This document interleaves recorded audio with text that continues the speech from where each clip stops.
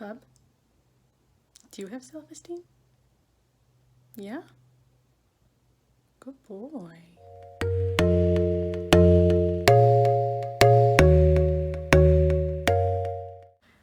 Hello lovelies, welcome back to my channel. This is Genevieve, the Practical Intuitive Healer. I have Bub here with me today. You can't really see him super well. He's got his ears maybe in the frame. But I realized he's been in some other videos. He's made some appearances and I have yet to introduce him. But he is my pup and he is amazing. So you might be seeing him more in some videos. He's a good intuitive himself. So today's video is going to be about self-esteem, particularly my personal story with self-esteem.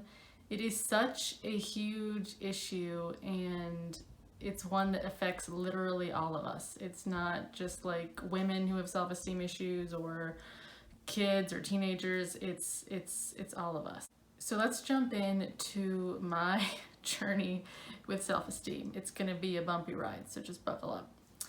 So first of all, I grew up in a little bit of a dysfunctional family.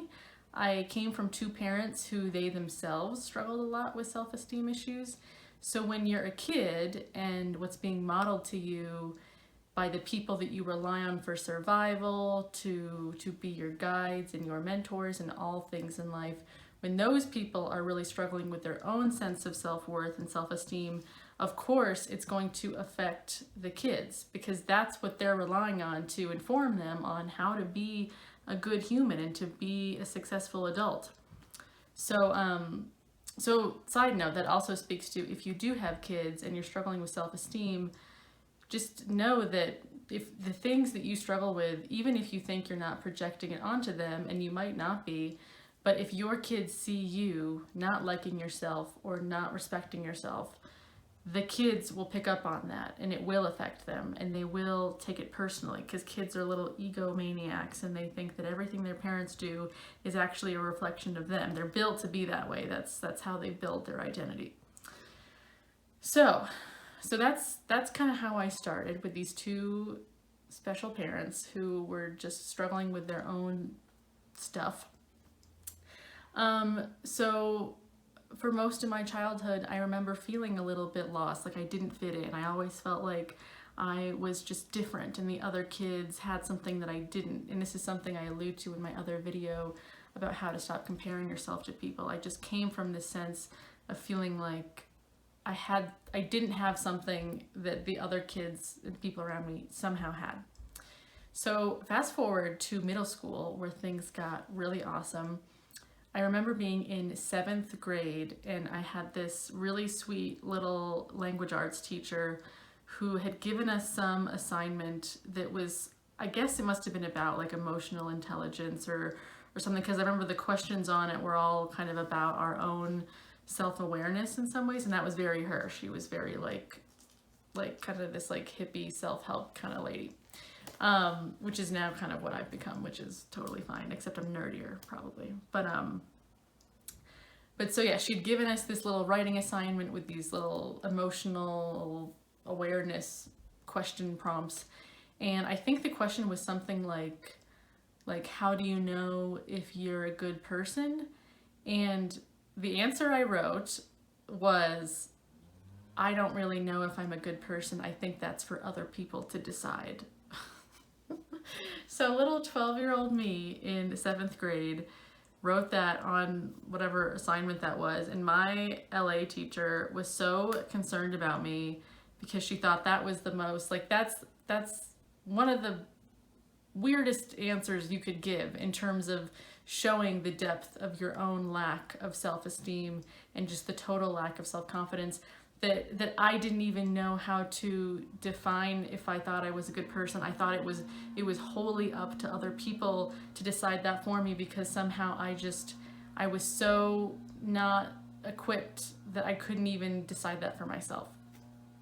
So she ended up like, you know, trying to get me hooked up with a counselor, of course, and other stuff. And yeah, and that same year in 7th grade, I had a horrible bullying incident. I had been bullied kind of all throughout childhood because I was a really easy target. I was like this kind of like dreamy kid who was like always pretty fearful of the other kids, kind of socially awkward.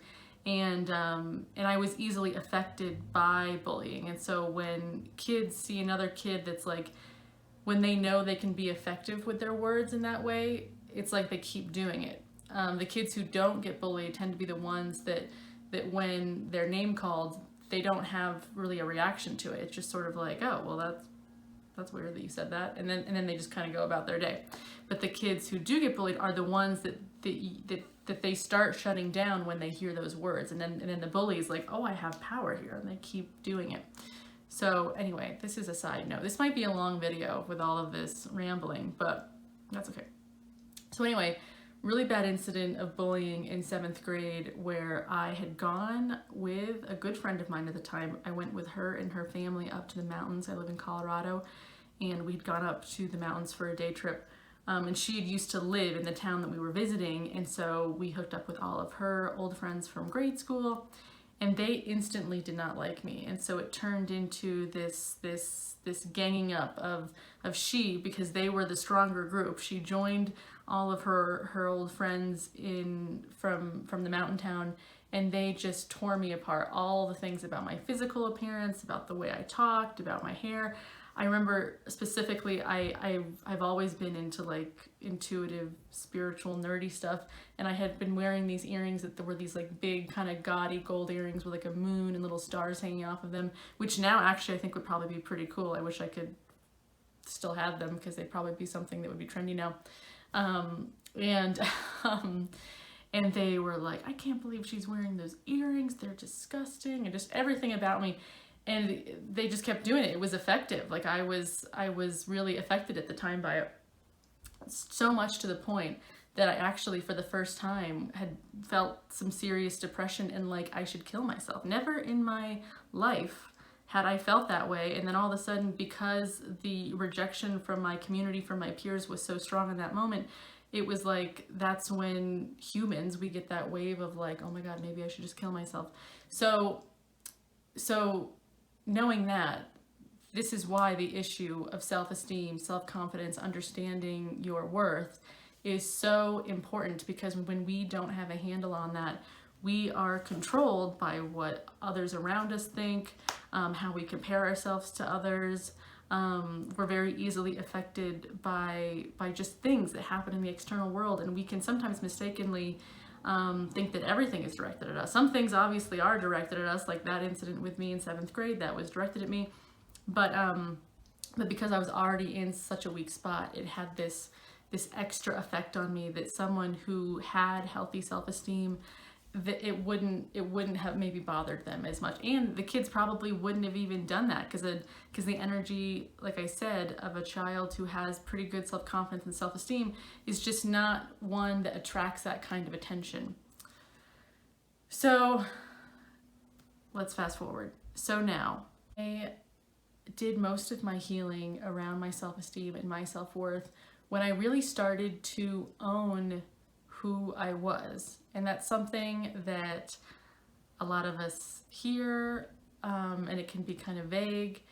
But when I say owning who I was, it was about getting really clear about what my values were and what my skills were, and not putting those on the table as something that's debatable about me, or something that I would put into question and hide from certain people if I wanted to impress them, if I wanted them to like me. I wouldn't negotiate those attributes that I knew were my values and that I knew were my skills and strengths. It didn't matter who they were.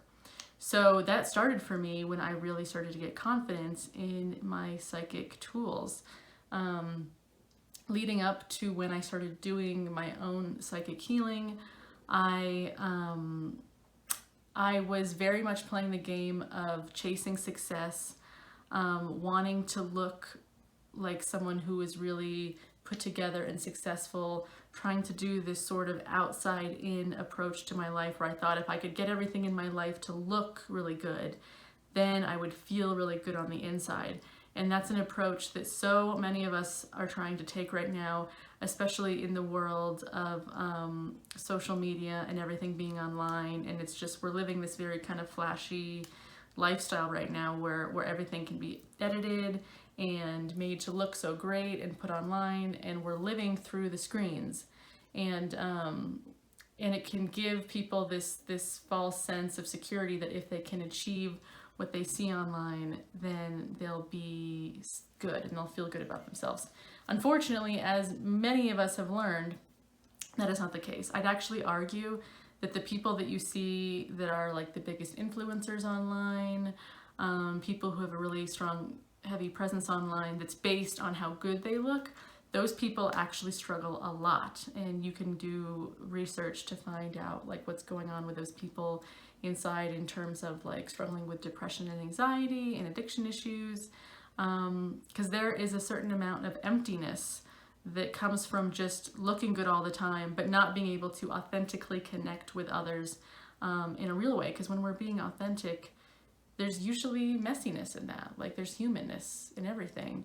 And if we lose that humanness in pursuit of being this like shiny, successful, beautiful thing, we lose our essence and we just become really sad and depressed. So anyway, that's what I had been doing up until I studied my psychic gifts. At the time, I didn't really realize that's what I was doing, because I was just living my life doing what I thought I should do. I didn't know that I was chasing something that was actually an external thing that was going to make me feel better. But it was when I started doing my psychic healing that I realized that that I had all these gifts and all of these empathic traits about myself that I had totally been ignoring, or maybe not even just ignoring, but actually like pushing under the rug. Like I was kind of embarrassed by how sensitive I was. I was embarrassed by how perceptive I was about other people's feelings, how easily I felt other people's feelings. I thought that was a weakness because I didn't hear other people talking about those things. So a lot of things that were actually like my God-given strengths, I was ashamed of. So it was through doing my own healing, surrounding myself with people who were like me and who I could talk to about the things I was experiencing without feeling like I needed to edit myself or change myself because of fear of judgment, by being in a safe community and being taught the tools I needed to have boundaries. I really started to get more clear about who I was, and that I could have confidence in that. I'll say the journey doesn't just stop there, because so I did my own healing, which took about a year. And then from there, I wanted to create a business that was based on my skill sets and my values. And that was like a new level of testing my self-esteem. Because now not only is it just about me, it's about me performing this gift I have with other people. And I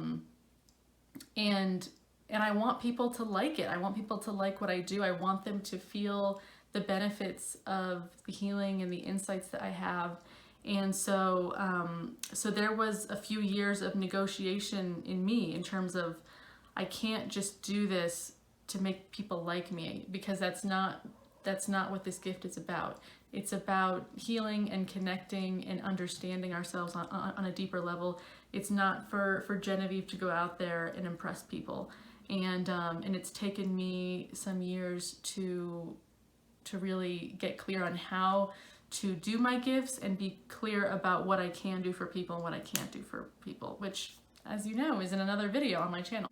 So for you, if you are struggling with self-esteem issues, if you've resonated with anything that I've talked about in terms of the snapshot I've just given you of my own journey with self-esteem, some tips I have for you is, one, get really clear about what your values are.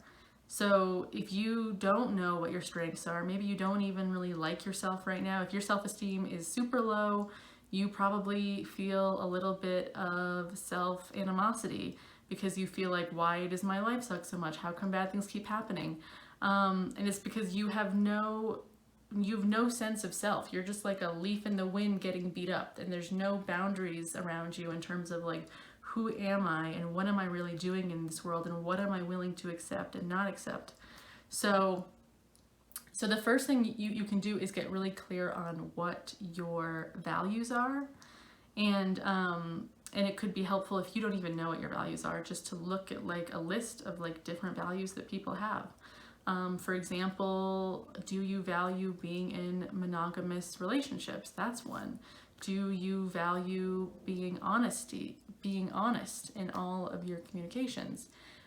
Do you value being close with family, or do you value being on your own for most of your time in like a really authentic way, not in a fearful, I want to be alone because I hate people, but like authentically, I enjoy my alone time.